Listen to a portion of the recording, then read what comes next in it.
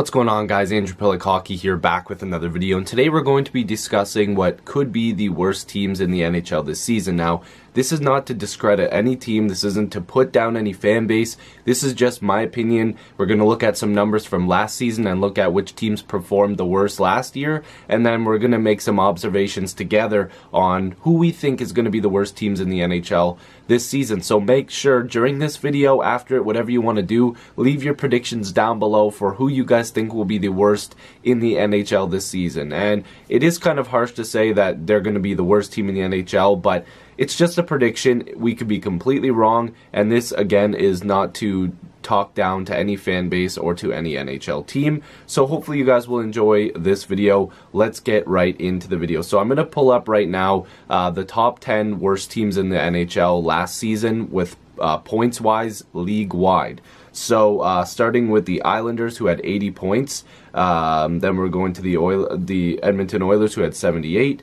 The Rangers had 77. The Blackhawks had 76. The Vancouver Canucks and the Detroit Red Wings both had 73 points. The Montreal Canadiens had 71. The Arizona Coyotes had 70. The Ottawa Senators had 67. And the Buffalo Sabres had 62. So, if we're going to look at these teams, and some bubble teams were like Carolina, Calgary, and Dallas, bubble teams meaning like points-wise worst teams in the league, even though like Dallas was in the 90s, so I don't even want to consider them in the worst. But if we're talking like the top 10, bottom of the list last season, that was the 10. So out of those 10, let's start off with Buffalo, who had the worst season at 62 points. I do not see them being the worst team in the NHL. I can't see them dropping all the way down there again. They've made a lot of improvements to the rosters, of course, adding guys like Dahlin and Skinner, of course, via trade. They've got a lot of good young guys coming up, Middlestat, and then you've also got Jack Eichel, of course, leading this team. There's a lot of other names I could get to, but this video would be incredibly long. They've got some hopefuls coming up, like Nylander as well. So Buffalo, can't see them being the bottom of the barrel, the worst team in the league again. I don't think they want to be there. No team wants to be there unless you're really, tanking for Hughes there. But Buffalo just got much better this season, and I can't see them being down there. Ottawa, this could be a team that is ending up at the bottom of the league. Of course, we know now, Karlsson deal, that one is, a lot of people don't like that deal. I'm also on that side. We just seen just a bunch of moves made by this front office that just aren't great. Smith just got put on waivers, if I'm not mistaken. Zach Smith just got put on waivers. Let me just double check, quick Google search while I'm here. Yeah, Zach Smith, he was put on waivers as well. So this Ottawa team, slowly but surely, is just completely stripping down their entire roster. I mean, obviously Erik Karlsson was the biggest piece to that. Matt Duchene said about the Smith thing today was that he wasn't happy with it. He said some, it was like a kick in the nuts to them that he was gone, so that's probably not good. If they're trying to re-sign him, that's probably not very good. Then, of course, you got guys like Stone, who could be a guy that gets dealt. A lot of pieces here are going to be gone.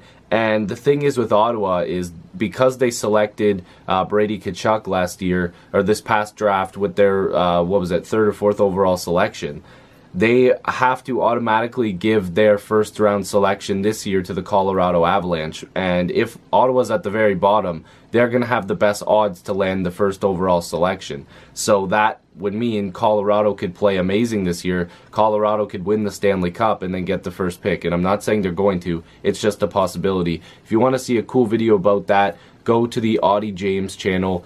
Click subscribe over there and watch the video that he made on Colorado, because definitely a very good piece on that. But yeah, Ottawa could very well be at the bottom this year, and again, that's not to diss the fan base, but that team is looking rough. Arizona, I can't see them going down there either. They've, Ranta was very, very good down the stretch last year. They've made some improvements. Keller is going to take another step. Grabner was added to that team. The Coyotes are definitely not going to be at the bottom. I can't see it. I really think that they're going to be a much better team this year. So for them, I'm going to say they're not going to end up there. Montreal, because Weber is going to be out for a long period of time, the only reason that I can see them staying a little bit higher in the standings is if Carey Price bounces back. I will be making a video on that very soon regarding Carey Price. So, and maybe I'll make a full video on the Canadiens. Maybe I'll make a couple. Let me know if you guys are interested in that. Montreal fans or just hockey fans in general, if you want to see a couple different Habs videos. But Montreal, if Carey Price plays good, he's gonna steal some games like he usually does. But with Weber being out long term, Pacioretty being traded, they've got a depleted blue line. They don't have a ton of scoring up front. Max Domi, Tatar, those are the guys. They've got some young guys that are going to be coming up, but it doesn't look like they're going to be mainstays on the roster this year. So Montreal, I could see them being towards the bottom as well. Maybe not dead last, but they're going to be towards the bottom. Detroit, they've made some moves that I think are favorable for them getting out of this spot. I could still see them being in the top 10 in the worst teams in the league, and I'm not. Again, I hate saying worst because it makes me feel bad saying that, because the Leafs, my favorite team, were down there so many times, and being called the worst sucks. But the Red Wings, I still think that they'll be in the bottom 10. They probably won't be as far down as they were before, but this team has improved a little bit, but not enough really to be a great playoff team again. But I also do not think they'll be the worst. The Canucks, they've got a lot of really young, promising talent. I can't see them being towards the bottom. I think a lot of their roster spots this year are going to be filled, like Pettersson and Besser, who's going to have a full healthy season. Hopefully, knock on wood, there's some behind me there. They've got some solid goaltending, and Markstrom, who was underrated, I think, last year. And I think that this team is looking like they're going to go up rather than down. So nothing crazy like a playoff spot. I think that they could surprise some people, but I do not think they'll be towards the basement of the league. The Chicago Blackhawks, man, this team has to get better. They don't have a choice. I think that they want to get better. Crawford could be out for a very significant amount of time. We're still hoping that, again, knock on wood, that he gets healthy as well. But this Chicago team is going to have to pull up their socks. I could still see them being in the bottom 10, but probably not the worst. The New York Rangers, this one's interesting to me because I can't see them losing too many games because Lundqvist, that guy just refuses to be the worst. He does not want to lose. He's always been a great, consistent style of goaltender. So as much as I think that he could win them some games, the Rangers could end up towards the bottom of the standings. They've already said it, they want to rebuild. So they are looking to be a seller at this deadline. They're not going to be buying players. So that could also hurt them towards the end. Maybe Lundqvist will get some more time to, and this sounds really weird, but maybe they sit Lundqvist a little bit more so that way they're losing some more games. I don't think that would fly with him, but we've seen teams do it before in the past. We're not doing that. You are. We've seen it before.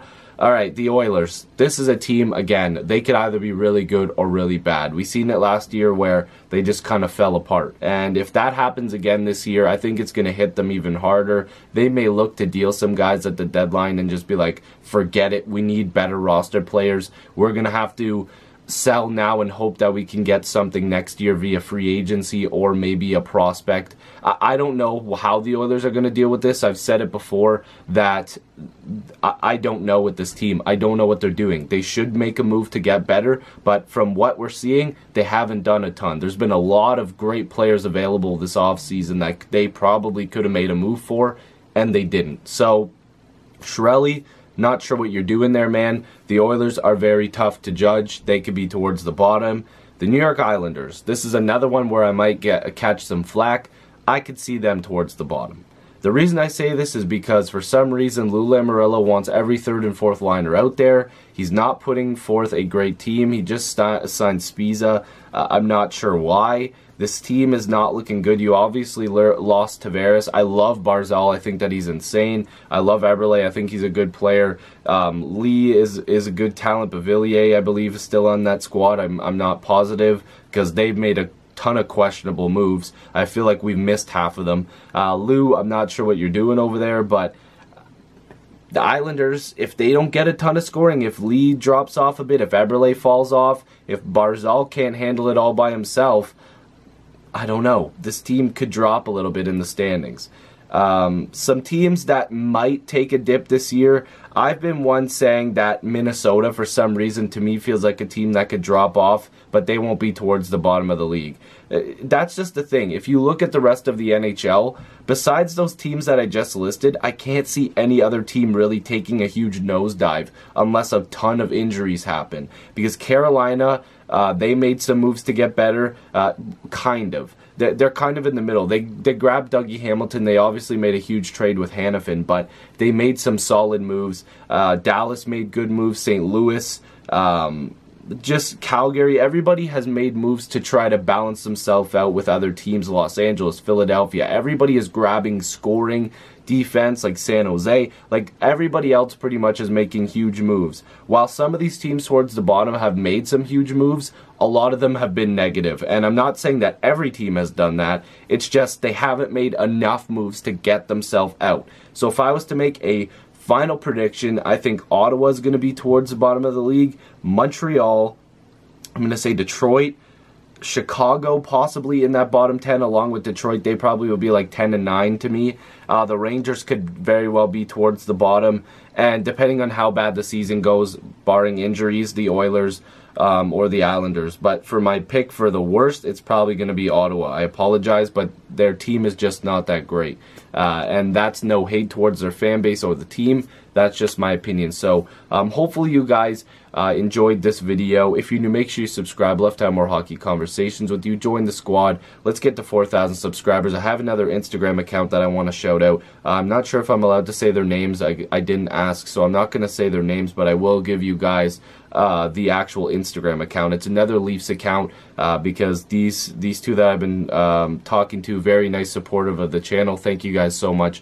I really do appreciate it, and I hope that a lot of people here will follow the account because, like I said, it's a cool Leafs fan account for the Marlies as well. There's a lot of cool stuff on there. It's Marleafs_2331. So that's Marleafs_2331. So make sure you guys go and check out that page, follow it, talk some Leafs hockey. The two people that run that channel are very nice, like I said. Instagram page. I'm still YouTube mindset, but yeah, hopefully you guys will check that out and click the notification bell here if you want to see more videos and streams. I'm talking too much. I'll see you guys in the next video stream. Peace.